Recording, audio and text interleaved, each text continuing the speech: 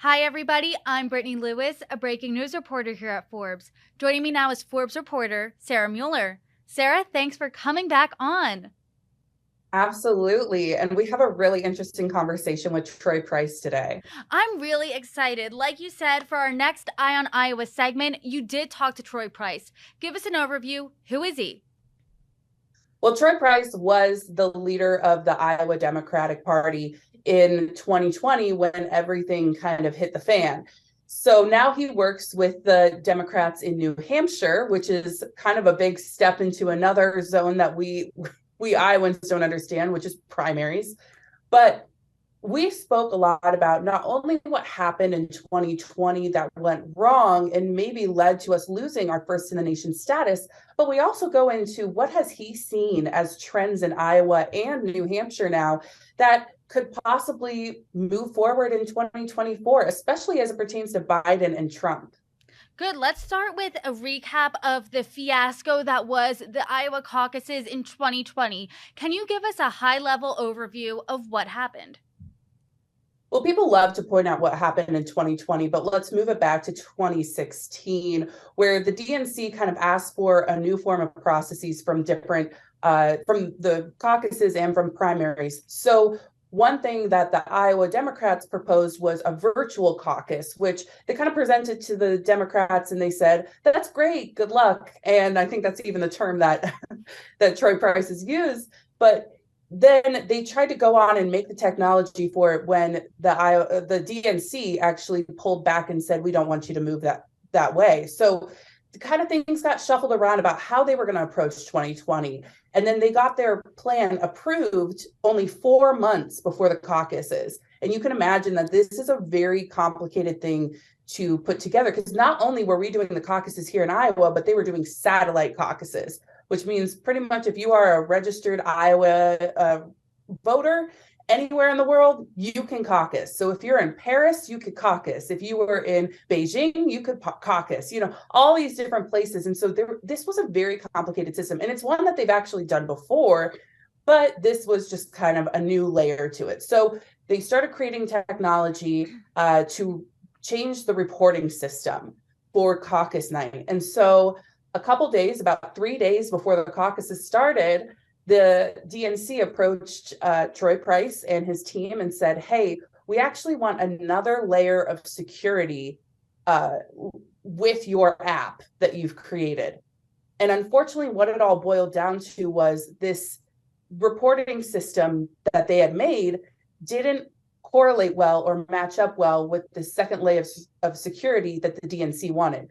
So technically, Troy points out, the app worked that night. The app that they created worked. It was just the connection with this other piece of technology that the DNC required that did not work.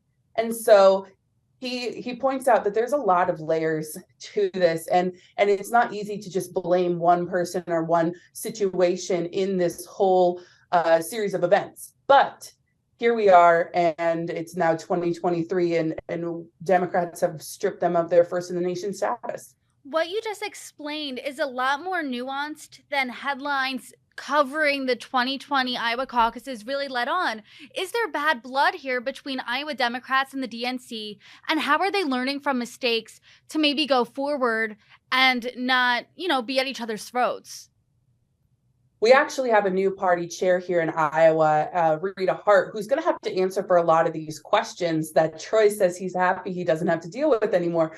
Now, he said that when he was chairman, it was a lot of fighting for Iowa's place. It wasn't just what happened in 2020, which, a reminder, he did step down after all of this happened. And so he kind of left the Iowa Democrats with that on his shoulders, but he has found his place now at the New Hampshire Democratic Party. But he admits, he says there was a lot of fighting for Iowa's first in the nation status. And New Hampshire had it a little bit more locked down, but they too have been fighting. So it doesn't feel like anything's really secure. Nothing was really super set in stone, I guess you could say, that Iowa was always going to be first, or even New Hampshire for that matter of fact. You're in Des Moines. What is the overall sentiment in Iowa over this fiasco? Obviously, it was now 3 years ago, so we have had some time to reflect. What are Iowans feeling today? I think when it happened, it was a massive embarrassment, right? Iowa caucuses have always run pretty smoothly. And even that night, he says that it ran really smoothly at the caucus sites with 10,000 volunteers, saying that it was one of the best caucuses they've ever seen. But it was just the aftermath. And I think a lot of people got hung up on that aftermath, that they don't remember how good things were until it went wrong. So I think we're going to see that people are, first of all, confused about the technological elements of it. And also, you have to remember that there's a lot of conversation happening around virtual or digital reporting or voting or anything along those lines. So this will be a topic of discussion moving forward. So Troy Price has since moved on. He's now in New Hampshire. He's the executive director of the New Hampshire Democrats. In his conversation with you, did he discuss any of the differences between the Iowa caucuses and the New Hampshire primary? I mean, other than the processes that we go through, the major thing is actually the similarities, right? When you have a state like Iowa or New Hampshire, it's a small enough state that you can travel it easily as a candidate. It's a fairly cheap state to campaign in. And also, these are homegrown, homebred people, right? They are going to do what we've talked about, which is weed out the pretenders from the contenders. And I feel like, Brittany, that's going to be a term we're going to use a lot. But they reflect each other really, really well as a first and second state process to go through when you're looking at the campaign season. So he actually pointed out a lot of similarities. You said pretenders from contenders. Obviously, that's one of my favorite phrases. Did he talk about the qualities that Iowans have looked for in order to figure out which candidates are really in it for the long haul? I mean, we talked about that same element of, can you have a beer with them? It's never going to, this phrase is never going to leave us. Can you hang out and talk about the issues with these candidates? Now, we talked specifically about the Democrats and what are we going to see the Democrats approach this time around. He talked about, obviously, choice, Roe v. Wade issues that are going to be brought up, social justice, equity, or equality. But one of the things that he also mentioned was the preservation of democracy. I think that's how he stated it. And that's this idea that the Democrats really feel like Republicans have fought this idea of what democracy actually is to the Democrats. And that has to do with making voting easier and more accessible, ideas around January 6th. I mean, there's a lot of things that I think Democrats are going to come to the table and kind of fight back on towards Republicans running this season. Let's talk tactics specifically. Did he discuss any tactics that he saw on the campaign trail last time that specifically worked in Iowa that could potentially work this time around? Yes, and he specifically called out Trump. And obviously, we have to take it kind of with perspective because he is with the Democratic Party. But he pointed out he could see why people were appealing to Trump's tactics or what we've been kind of calling style in some of these interviews. Trump enjoyed himself on the campaign trail. He was having fun on the campaign trail in 2016, and you can see it. I mean, I remember I was at a college football game, and he was out there on the field and waving to the students with the president of the college. I mean, he was just having a blast. And one thing that Troy points out is that he is no longer having fun, and he no longer seems to be having fun. Now, that may be in the wake of all the investigations and whatnot, but it seems like he's gotten angry and frustrated, according to Troy Price. And he says that technique causes burnout among voters. So he doesn't believe it will perform well moving forward if he continues kind of with this negative outlook in his campaigning, because we see that more positive outlooks of like hope and change, as we saw in Barack Obama's campaign, perform better. Obviously, Barack Obama was a Democrat, but I think there is some validity to what he's saying, where there has been kind of a change to Trump's approach to campaigning. Trump and Nikki Haley both announced their presidential runs. Another Democrat also announced she will be battling Biden should he choose to run again, Marianne Williamson. So the pool is slowly starting to come out. Did he say we should have our eye on anyone in particular? That's a great question, because he said, anybody could come out of the woodworks, but the perfect place to get started is Iowa, right? Iowa and New Hampshire, because like I said, they're small states. They're easily campaignable because you can move around them easily. You can use less money to campaign in them. But one thing we're waiting on is Biden, right? And he could wait a while yet to announce. He waited until April last time around. So it could be a second yet until he announces, but we're waiting on that one for sure. Well, Sarah, without further ado, let's get to your conversation with Troy Price. Thank you so much for joining me, Troy. I feel like we have a lot to get through in this interview because there's so much coming up in 2024, but we also had a lot happen in 2020. So before we get started, I really want to take a step back and look at 2020. Can you explain what exactly happened and kind of the process of how we got here? In terms of with the questions surrounding the Iowa Democratic Party caucuses today? I know you guys tried a lot of new technology last time, and some of it didn't work out. Can you just kind of tell us what happened in 2020 that got us those delayed results? Well, you have to really go several years back to start that conversation.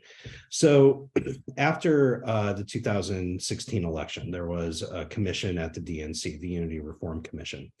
And that commission came forward with several recommendations on how to change the party.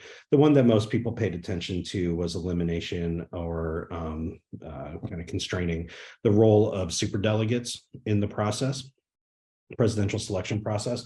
But they had quite a few changes to caucuses, to party-run processes that came out of that commission. And because of that, there was a lot more steps that caucus states like Iowa had to go through. There was clearly an emphasis put, and in fact, the report clearly said that the preferred model of selecting delegates was from primaries and not caucuses. So for a state like Iowa, which does not allow for a presidential primary, you can't have a presidential question on a ballot on a state-run process, that it meant that we had to do a lot of extra work. So the things that we had to do was make sure that we reported not just our state delegate equivalents, which is what we had traditionally reported from the party, but we also had to report raw results. And the way Iowa's process worked was, we had a first alignment and we also had a second alignment. So it just created a lot more information that we had to share and a lot more information that we had to collect. We went through we also had to allow for non-present participation, which is, basically caucuses are by their very nature meetings. They're events that take place. And to allow for non-present participation into the Iowa Democratic Party model is a very difficult thing to do. There were also considerations that had to be made regarding New Hampshire and their state law, making sure that we didn't trigger that and create a calendar fight. So we went through a lot of different iterations. Our first idea was the virtual caucus, which would have created, I believe, if I remember correctly, 6 online caucuses that would have taken place in the days preceding the actual caucus date in Iowa. We put our plan out a year in advance because we knew that to build the technology to do this, particularly around the virtual caucus and reporting those results, as well as the results of everything else, we needed the longest runway possible. So we were the first state to put our plan out. We went to the DNC immediately, said we need help with this. The answer we got was, well, this is a nice plan, but good luck. And so we really pushed to try and get our plan approved. We thought we had it on lock, so we started building out the technology. Then the DNC pulled it back. And we didn't get approval for our delegate selection plan until the middle of September in 2019. That meant that we had 4 months before the caucuses to actually build out the technology. And the reporting system was integrated into the virtual caucus process. So the system we ended up going with was satellite caucuses, which was something we had tried in 2016 to do satellite caucuses. We ended up doing, I believe we had 99 of them when it was all said and done. But it just meant that we got backed up on the build out of the reporting system. But we worked diligently to get it done. We went through testing, we did all that stuff, the system worked. What the report found, the post report that looked into it found, was that 3 days before the 3 days before the caucuses, the DNC asked for an additional layer of security, additional layer of checks put onto our reporting app. The problem was that the DNC system was not compatible with the system that we had built our reporting on.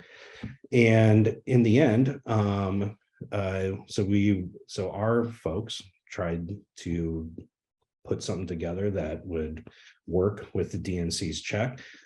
But in the end, that's where it got broke, was in the reporting system, connecting to what the DNC was then trying to integrate it into their system. And so on caucus night, the way the problem was described to me was that some wires were crossed on the back end and they just needed to get untangled. But the reality is, and I wasn't fully aware of that all this was happening at this time. As you can imagine, the 3 days before the caucuses are fairly chaotic. And so we were working with the DNC, who we believe were partners in this process. And in the end, that's what failed.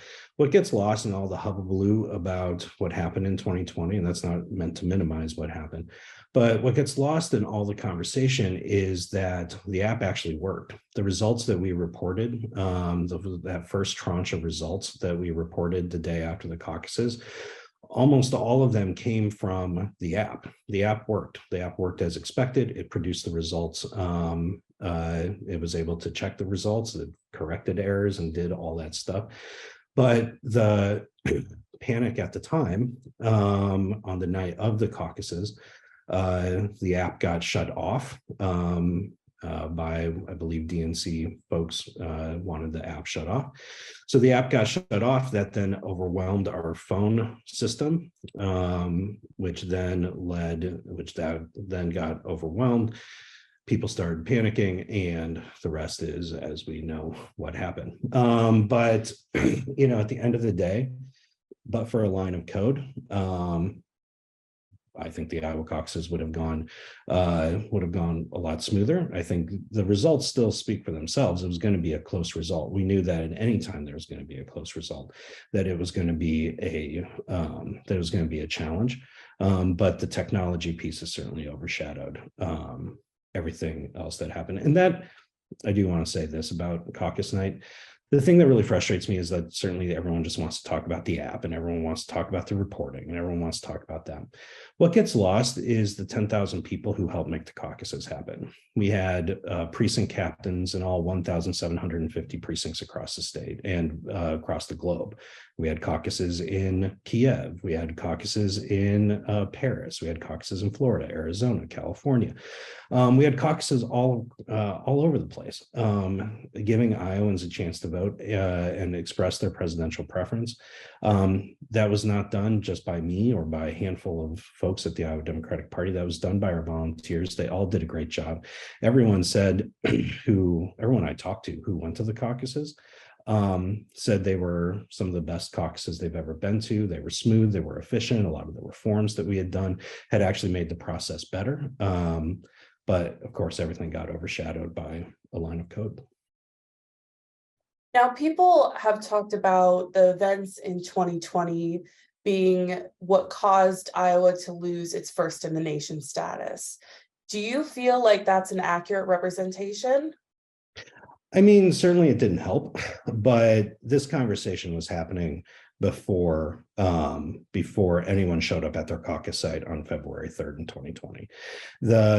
As chair, I was constantly having to defend Iowa's position, and it seemed to reach a much more fevered pitch than what we had seen in previous cycles. I knew that there was going to be a review of the calendar after this. And so some folks may use that as a convenient excuse as to why they didn't want to do Iowa. But at the end of the day, that conversation was going to happen regardless of what happened in 2020. Now, obviously, we know that Democrats have decided to bypass Iowa as the first caucus, but Iowa also has a law that requires us to go first for caucuses. So what do you think is going to happen? I mean, essentially, who's going to break the rules? That's a question for Rita Hart. I'm thankful that I don't have to make that decision for Iowa, because I'm currently involved in the same conversation that we're having here in New Hampshire. But the law is the law. And there's, that law's been on the books, I think, for my entire life. And so, I think Iowa Democrats are going to have to take a look at, and I know they've already proposed a new way of doing the caucuses. We'll see how that actually comes together as they start putting their plans together. But ultimately, that's a question for the IDP. I think part of the challenges with the calendar that the DNC proposed, however, is that it isn't a workable calendar in a lot of ways. One, they knew that New Hampshire would not be able to go when they did. They knew they were going to have challenges in Georgia. And while we certainly applaud the spirit behind trying to bring more diversity into the process and moving it up, at the end of the day, the calendar as it's currently proposed is likely not going to happen. And so that does create an opportunity for Iowa, I think, because they have a history of being early. They have a plan ready to go. I think they're in a fine position to potentially be added to the window, depending on what happens with the rest of these conversations, which we won't know for several months. Absolutely. Now, you've worked with Iowa Democrats. Now you're working with New Hampshire. Obviously, they come one after another historically. What are some maybe trends you've seen or you are witnessing as candidates are ramping up between Iowa and New Hampshire? Well, we haven't seen a lot of activity on the Democratic side yet, but I think that's just, again, President Biden is expected to run again, and I think the party will be there with him when it's all said and done, when he makes that decision. But what we're seeing, though, is what you always see every 4 years. You're seeing the Republicans begin to show up. Nikki Haley was in Iowa this week, I can't remember, and she was in New Hampshire last week. We're going to continue to see, I saw Tim Scott is in Iowa right now. So we're going to continue to see these folks ramp up. And on the Democratic side, we'll have to wait and see what happens. And part of the challenge, again, with this calendar is that it creates an opportunity for lesser known candidates, if they so choose to primary or go into the primary with President Biden. It creates an opportunity for them to get attention that wouldn't otherwise be there. And that's one of the, I think, challenges that wasn't fully thought through as they went through building this calendar. Is the fact of the matter is that the National Press Corps is going to be in Iowa on the day of the Republican caucuses. The National Press Corps is going to be in New Hampshire on the day of the New Hampshire primary. And so even if the DNC denies delegates or tries to whatever, those are still going to be opportunities for presidential candidates on the Democratic side to get attention for that. And I think that's part of the process in these next few months as the calendar is getting solidified. that they're going to be having a conversation about is, does it make sense to have made as much change as they did? Is this could be one of the unintended consequences of it. I'm glad you brought up new presidential candidates that maybe we haven't seen run before. Obviously, Nikki Haley just announced not too long ago. We have a couple others that are probably expected to announce soon. Now, are there any newcomers we should have our eyes on? I know we're kind of waiting to see if Biden announces, but is there anybody else that may step up to the plate that we're kind of waiting for? Well, the folks that, have publicly come to or publicly have announced either plans to come to New Hampshire or have been here. Marianne Williamson, she ran in 2020. RFK Jr. both of them have said that, but or said they're planning to come here. Time will tell exactly what this looks like. I think a lot of people are just waiting to see what the president chooses to do when it's all said and done. Absolutely. Now, one thing that we've kind of repeatedly talked about with some of our other interviewees is that Iowa kind of weeds out the pretenders and the contenders. We're not trying to be a king or queen maker. We're just trying to weed out who are our kind of finalists that we should be expecting. So how can Iowans do that? How do Iowans do that in their process of looking at candidates from your experience? That is one of the things that I love about Iowa. It's one of the things I love about New Hampshire too, is they're both small states. They're both easily traversable states. They're both inexpensive states. And what that does is, one, it allows anyone to be able to participate. There is no sacred cows in states like Iowa and New Hampshire. But the other thing that it does is anyone who wins there has to be able to show that they can organize. They have to be able to show that they can work with people.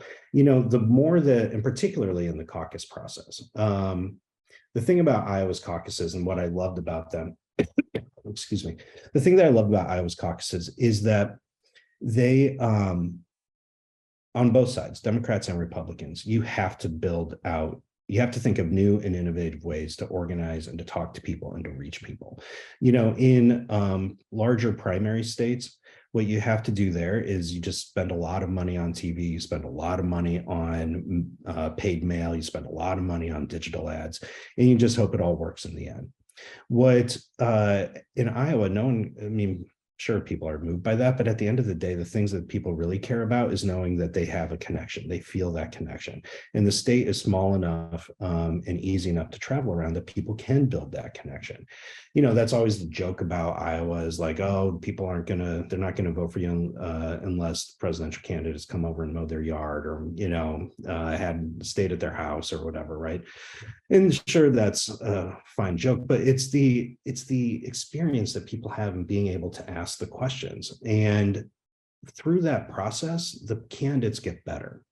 When candidates are only interacting with, no offense to you and your other friends in the media, but if the only questions they're getting asked are from reporters, and the rest of the time they're doing things is just large rallies and the rest of it's just paid communication, that you lose a connection to the base of the party, you lose a connection to the base of the country, of the issues that truly matter. I worked on the Clinton campaign in 2016.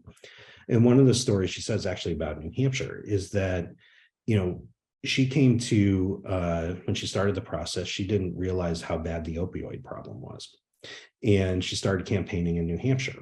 And as a result of that, she realized it was a big problem, put a whole plan together on how to tackle that. And that's the type of things that happen in Iowa and New Hampshire. And so, with the Republican that are going to be showing up, I will call it a clown car, with the Republican clown car showing up in Iowa over the coming months, I hope Iowans of all stripes go out and ask the candidates the hard questions, because it's one of the few places in American democracy where retail politics still exist, where that idea that you can go talk to a presidential candidate, get to know a presidential candidate, get to know multiple presidential candidates, and have and share your thoughts, ideas, concerns about the country, and have that actually lead to real positive impact. Now, you've talked a lot about these candidates having connections and talking about issues. What issues are we going to see be brought to the table, not only in Iowa, but also in New Hampshire? Which side of the aisle are you talking about? Why don't you talk from the Democratic side?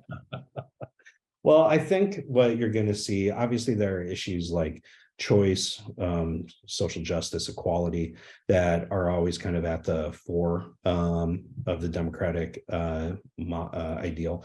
But I also think the thing, and we saw this play out in 2022, is this idea of preservation of democracy.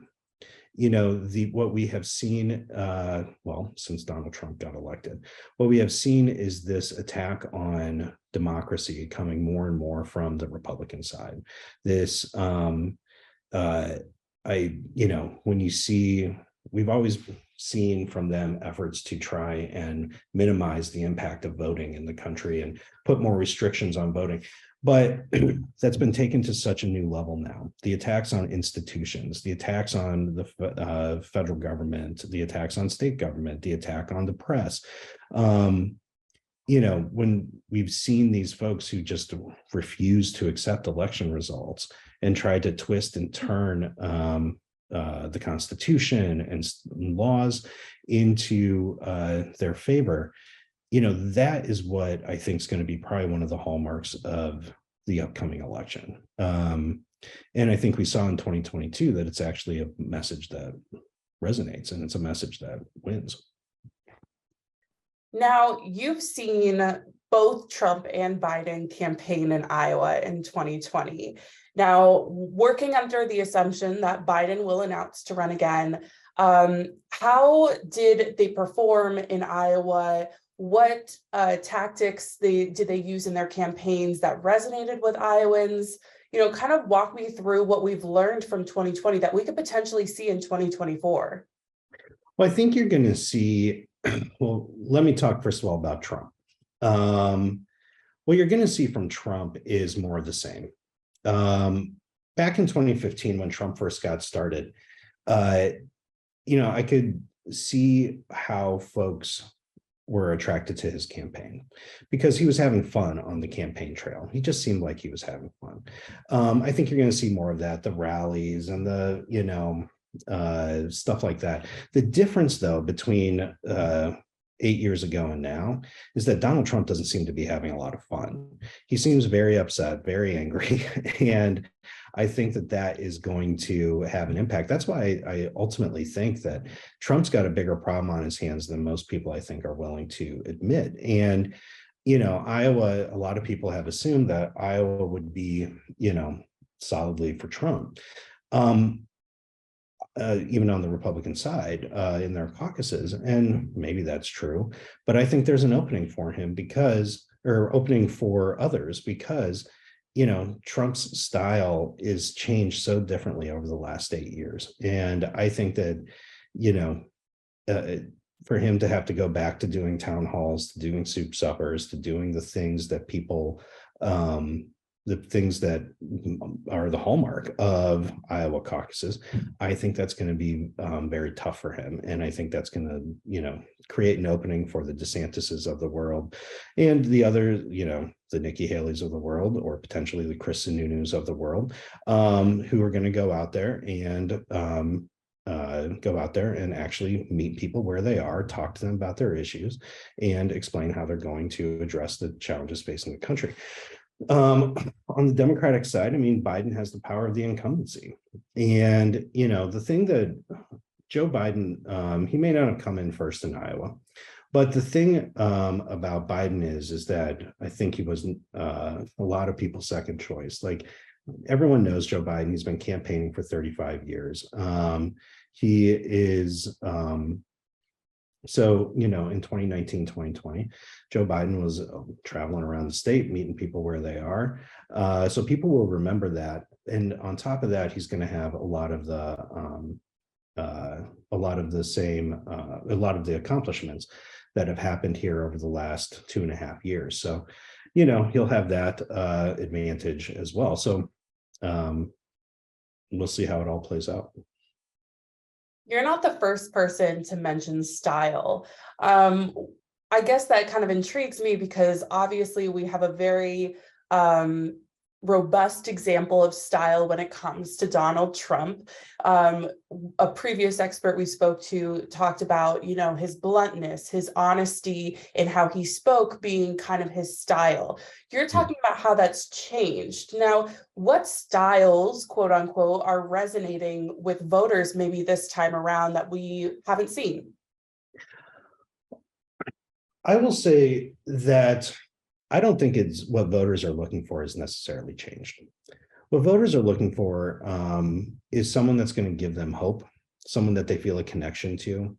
I think Trump tapped into in 2015 and 2016 an anger that had been simmering in the country that I think a lot of folks didn't realize was there. And he tapped into it in a way that no one thought it could be possible. And that's why everyone was so surprised by the results of 2016. He was able to tap into that feeling that's there. There still is, now the country's more divided than ever and all that sort of stuff. But at the end of the day, the thing that defines this country is that people want to feel hopeful about the future. People get tired of being angry. Honestly, I think that's why Trump lost in 2020 is, you can say it was COVID response. You can say he's just not a nice person, or other words, more descriptive. But the reality is that people were just tired of being angry all the time. And there's still some people who are, but I think the people in the middle just get tired of being angry. At the end of the day, they want someone who's going to give them hope.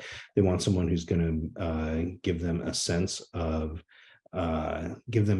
America is moving forward, that it's moving in the right direction. They're tired of the division. They're tired of that. And that's why I think Trump has bigger problems on his hands than he even realizes, is that his brand of politics burns people out very quickly.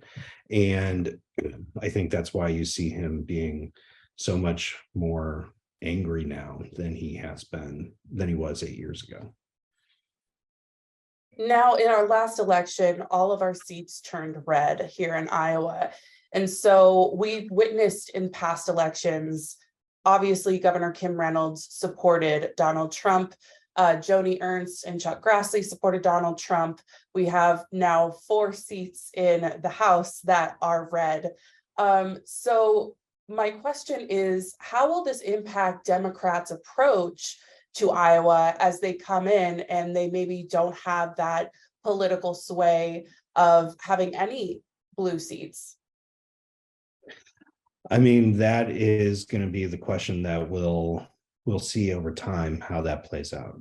Iowa has been considered a battleground state. In 2020, it was kind of seen as kind of a second-tier battleground state, but a battleground state nonetheless.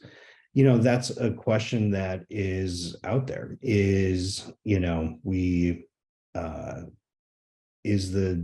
Whoever our nominee is going to be, whether it's president or someone else, do they believe that they can win in states like Iowa? Because Iowa, up until Trump, had gone Democratic all but once since 1980, I think. So it had a pretty long history of actually going Democratic more times than not. It's only been in recent years that trend has changed. A lot of stuff has been written over the last several years, writing the obituary of the Iowa Democratic Party, writing the obituary of Democrats in Iowa. And it's always been premature. Yes, Iowa Democrats are kind of in a lower spot. It just means that Democrats have to organize more. They have to organize in different ways. That's why I'm excited for Rita Hart to be the chair. I think she's going to do a great job. And, and whatever the IDP decides on how they want to go forward with the caucuses, there will be caucuses regardless.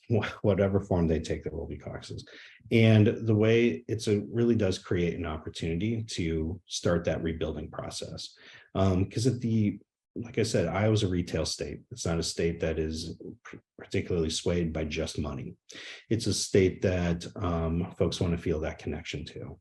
And I think that if presidential campaign chooses to play in Iowa, I hope they do, because the Democratic coalition is broad, and we are gaining traction in the Southwest and in the South. There is still opportunity in the upper Midwest, and Iowa sits right in the forefront of that. There are a lot of great people, organizers in Iowa, and with the right message and with the right organization, it can be done.